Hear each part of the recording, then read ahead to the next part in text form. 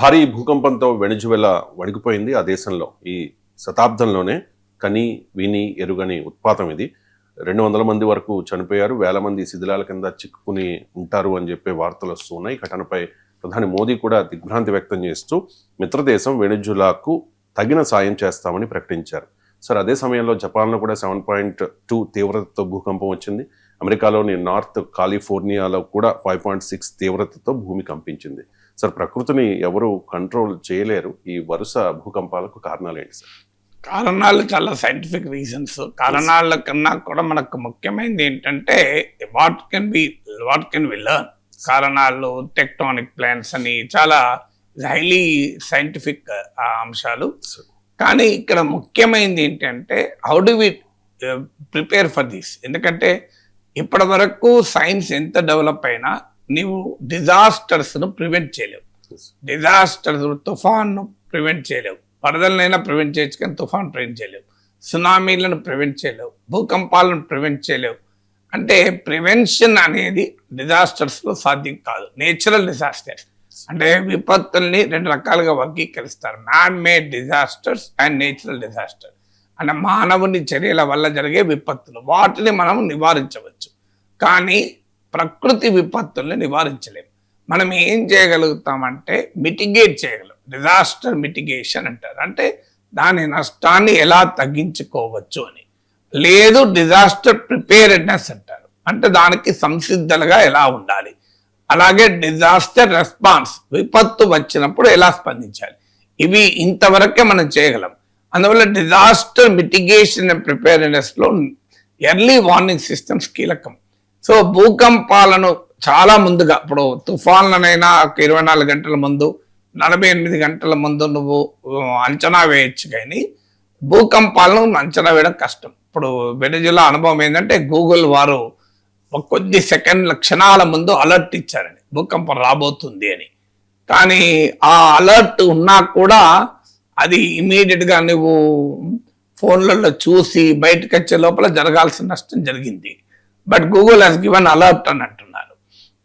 So technology develop అయినా మీకు tsunami warning systems ఉన్నాయి. ఇప్పుడు హైదరాబాద్లో కూడా ఉంది. పసిఫిక్ సునామీ వార్నింగ్ సిస్టమ్ లాగా హైదరాబాద్లో కూడా సునామీ వార్నింగ్ సిస్టమ్ పెట్టారు ఇండియా కోసం. కానీ ఈ సునామీ వార్నింగ్ సిస్టమ్ కూడా పర్ఫెక్ట్గా వార్నింగ్ ఇవ్వలేదు. సో అందువల్ల మీకు ఈ ఎర్త్ క్వేక్స్ను ఖచ్చితంగా అంచనా వేయడం కష్టం. అందువల్ల మీకు అందులో వెనిజులాకున్న ప్రత్యేకత ఏంటంటే ఈ సాధారణంగా భూకంపాలు భూమి చాలా లోపల పొరల్లో వస్తాయి. అందువల్ల ఆ ఎనర్జీ చాలా దూరం ట్రావెల్ చేస్తుంది. కనుకనే మీకు ఎక్కడో కూడా, ఇప్పుడు చూడండి, వెనిజులాలోనే కాదు, జపాన్లో వచ్చింది, కాలిఫోర్నియాలో కూడా ఫీల్ అయింది. సో ఈ వెనిజులాలో పక్కనున్న కొలంబియాలో, బ్రెజిల్లో ఫీల్ అయ్యారంటే దట్స్ ఏ ట్రెబర్, ఆ ప్రకంపనం. కానీ కాలిఫోర్నియా, జపాన్ దాకా కూడా వచ్చింది మీకు. అది మరి దీనికి దానికి లింక్ ఉందో లేదో ఇప్పటివరకు శాస్త్రవేత్తలు చెప్పలేదు.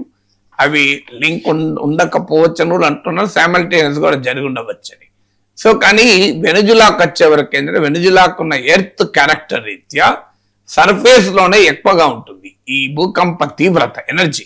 అంటే భూకంపం సృష్టించేటువంటి భయంకరమైన శక్తి రిలేటివ్లీ భూమి పైపొరల్లో ఉండడం. పైపొర అంటే ఏదో పైన 2 ఫీట్ల కింద కాదు, రిలేటివ్లీ అనడం వల్ల చాలా లోతుల్లోకి పోయి ఉండి ఆ ఎనర్జీ డిసిపేట్ కాకుండా పైనలో ఉండే వరకు కూడా, సర్ఫేస్లో ఉండే వరకు కూడా డ్యామేజ్ ఎక్కువగా ఉంటుంది అని అంటున్నారు.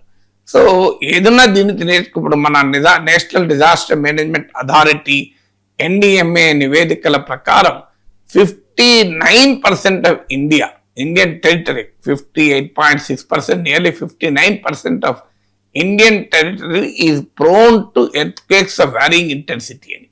అంటే వివిధ స్థాయిలో తీవ్రత కలిగిన భూకంపాలకు అవకాశం ఉన్న ప్రాంతం భారతదేశంలో 59%, మామూలు విషయం కాదు ఇది. సో 59%.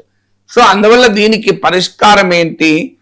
భూకంపాలకు ప్రిపేర్ అయి ఉండడం. అంటే మన కన్స్ట్రక్షన్ యాక్టివిటీ ఎర్త్క్వేక్ రెసిస్టెంట్ గా ఉండాలి. వెరీ వెరీ అన్ఫార్చునేట్, మన దేశంలో అవన్నీ ఏవి పట్టించుకోరు. ఫైర్ సేఫ్టీ లేదు. మీకు లక్నోలో కోచింగ్ సెంటర్లో చూసాం, హైదరాబాద్లో మీరు ఫైర్ వాళ్ళు కనుక కరెక్ట్గా ఎంబడి వస్తే మీకు చాలా హాస్పిటల్స్లో, స్కూల్స్లో కూడా ఫైర్ సేఫ్టీ స్టాండర్డ్స్ ఉండవు. ఇవన్నీ ఏంటంటే ప్రమాదం వచ్చినాక మనం బాధపడుతుంటాం. ఇండస్ట్రియల్ సేఫ్టీ ఉండదు, ఫుడ్ సేఫ్టీ ఉండదు. సో మనకు వి జస్ట్ డోంట్ కేర్. కానీ ఎర్త్ క్వేక్ రెసిస్టెంట్ బిల్డింగ్స్ ఉండడం, కన్స్ట్రక్షన్ ఇన్ఫ్రాస్ట్రక్చర్ ఉండడం, అంటే ఒక ఇరిగేషన్ ప్రాజెక్ట్ కట్టినా, ఒక మల్టీ స్టోరీ బిల్డింగ్ కట్టినా, ఒక రోడ్ వేసినా, ఒక ఏ నిర్మాణమైనా ఎర్త్ క్వేక్ రెసిస్టెంట్ ఉండాలి. అంటే భూకంపం వచ్చినా తట్టుకోగలగాలి. ఎందుకంటే భూకంపాలను నివారించాలి. ఇప్పుడు టెక్నాలజీ బాగా డెవలప్ అయింది, నీ ఎర్త్ క్వేక్ రెసిస్టెంట్ చేయొచ్చు కూడా. ఇప్పుడు మీకు జపాన్ ఉంది, జపాన్లో మీకు కంప్లీట్గా ఎర్త్ క్వేక్ రెసిస్టెంట్ మెటీరియల్ వాడతారు వాళ్ళు. సో ఆ ఎర్త్ క్వేక్ రెసిస్టెంట్ మెటీరియల్తో ఉండే కన్స్ట్రక్షన్స్, మనలాగా హెవీ కాంక్రీట్తో నిర్మాణాలు ఉండవు. సో అందువల్ల ఆ రకంగా ఎర్త్ క్వేక్ రెసిస్టెంట్ కన్స్ట్రక్షన్లు ప్రతి ఎర్త్ క్వేక్ ను జపాన్ లో ఒక లెసన్ గా తీసుకొని బెంచ్ మార్క్స్ ను, ఈ ఎర్త్ క్వేక్ రెసిస్టెంట్ మెటీరియల్స్ ను, construction norms, standard operating procedures ను ఎవ్రీ ఎర్త్ క్వేక్ తర్వాత రివైవ్ చేస్తారు. సో అందువల్ల ప్రతి ఎర్త్ క్వేక్ ను వాళ్ళు ఒక లెసన్ గా తీసుకుంటారు. ఎవ్రీ ఇయర్ ఒక రోజును నేషనల్ ఎర్త్ క్వేక్ వాలంటీర్స్ డేగా, ఎర్త్ క్వేక్ ట్రైనింగ్ డేగా పాటిస్తారు. ఆ రోజు దేశంలో ఉన్న ప్రతి ఆఫీసు, ప్రతి స్కూలు, ప్రతి మార్కెట్ ప్లేస్, ప్రతి షాపు, ప్రతి హాస్పిటల్, ఎవ్రీథింగ్ ఆ రోజు ఎర్త్క్వేక్ డ్రిల్, మాక్ డ్రిల్స్ నిర్వహిస్తారు. అంటే ఒకవేళ సడన్ గా భూకంపం వస్తే ఏం చేయాలి? ఇప్పుడు మన దగ్గర సడన్ గా భూకంపం వస్తే ఏం చేయాలి మీకు తెలియదు, నాకు తెలియదు ఏం చేయాలి అనేది. ఇప్పుడు మనం ఇలా మాట్లాడుకుంటున్నాం, సడన్ గా భూకంపం వచ్చింది ఏం చేయాలి? మనం భూకంపాన్ని విశ్లేషిస్తూ కూర్చోలేం కదా. సో మనకు తెలియదు. కానీ ఆడ చిన్న పిల్లలకు కూడా నేర్పుతారు, అంటే ఎర్త్క్వేక్ వస్తే ఏం చేయాలి అని. ఆ తర్వాత నేషనల్ వాలంటీర్ డే జరుపుతారు. సో జపాన్లో ఎర్త్క్వేక్ వస్తే సూపర్ మార్కెట్ చైన్స్ ఉంటాయి కదా మన దగ్గర లాగా, అవన్నీ కూడా ఎర్త్క్వేక్ రిలీఫ్ మెటీరియల్ను డిస్ట్రిబ్యూట్ చేశాయి. మన దగ్గర వెంటనే ఇక బ్లాక్ మార్కెట్ మొదలు పెడతాం. సో అలా ఒక దేశాన్ని డిజాస్టర్ రెసిలియంట్ చేయడం, కమ్యూనిటీస్ను డిజాస్టర్ రెసిలియంట్ చేయడం, అంటే విపత్తులు వస్తే ఎదుర్కోగలేలా ప్రిపేర్ చేయడం, అంతకుమించి మనకు మార్గం లేదు. సో విపత్తులు వస్తే తట్టుకొనగలిగేలా మన నిర్మాణాలు ఉండాలి, మన ఫెసిలిటీస్ ఉండాలి. అది వెరీ అన్ఫార్చునేట్, అది మన దగ్గర ఎర్త్క్వేక్ లేదు, సైక్లోన్లకే లేదు. ఇన్నేళ్ల తర్వాత కూడా మీకు సైక్లోన్ దివిసీమ తుఫాన్ తర్వాత మళ్ళీ అంత ప్రాణ నష్టం లేదు, ఎందుకంటే సైన్స్ అండ్ టెక్నాలజీ డెవలప్ అయింది కనుక. కానీ మీకు ఎర్త్క్వేక్ విషయంలో మనం ఆ రకంగా ఇంకా డిజాస్టర్ రెసిలియన్స్, ఫైర్ లాంటి మ్యాన్మేడ్ డిజాస్టర్స్కి మనం ప్రిపేర్ కాలే. ఇక నేచురల్ డిజాస్టర్స్కి ఎలా ప్రిపేర్ అవుతాం? వర్షాలు వస్తే బిల్డింగ్లు కూలిపోతుంటాయి మన దగ్గర. ఇప్పుడు వర్షాకాలం వస్తే మ్యాన్ హోల్లో పడి మనుషులు చచ్చిపోతుంటారు. సో ఈ స్టాండర్డ్స్ ఉంటే నిజంగానే ఎర్త్క్వేక్ వస్తే ఏంటి మన పరిస్థితి? ఎందుకంటే ఇది చాలా తీవ్రమైన ఎర్త్క్వేక్. 7.2 వచ్చింది, విత్ ఇన్ 40 seconds 7.5 వచ్చింది. మళ్ళీ 2 ఎర్త్క్వేక్లు భయంకరంగా ఒకటేసారి హిట్ చేశాయి. నార్మల్గా 6 దాటితే రిక్టర్ స్కేల్ పైన మీకు చాలా వెరీ హై ఇంటెన్సిటీ అంటారు దాన్ని. So very high intensity earthquakes వచ్చాయి. అందువల్ల ఈ భూమి పైన ఏది భూకంపాలకు అతీతమైంది అనుకుంటే పొరపాటు. సో అందువల్ల డిగ్రీ ఆఫ్ డిఫరెన్స్ ఉండొచ్చు, కొన్ని భూకంపాలకు ఎక్కువ పీడిత ప్రాంతాలు ఉండొచ్చు, కొన్ని తక్కువ ఉండొచ్చు. కానీ కంప్లీట్గా నేను భూకంపాలకు అతీతం అనుకుంటే కష్టం. ముఖ్యంగా ఇప్పుడు మన దేశంలో కూడా హిమాలయన్ ప్రాంతం చాలా భూకంపాలకు అవకాశం ఉన్న ప్రాంతం. మీకు గుర్తుండే ఉంటుంది, నేపాల్లో వచ్చాయి భూకంపం, చాలా చోట్ల వచ్చాయి హిమాలయన్ రీజన్ లో. So Himalayan reason is very vulnerable. So అందువల్ల దీనికి అవసరమైన రకంగా సమాజాలని, జన సమూహాలని, ప్రభుత్వ వ్యవస్థల్ని, ప్రైవేట్ వ్యవస్థల్ని సంసిద్ధం చేయడమే మనం నేర్చుకోవాల్సిన పాఠం.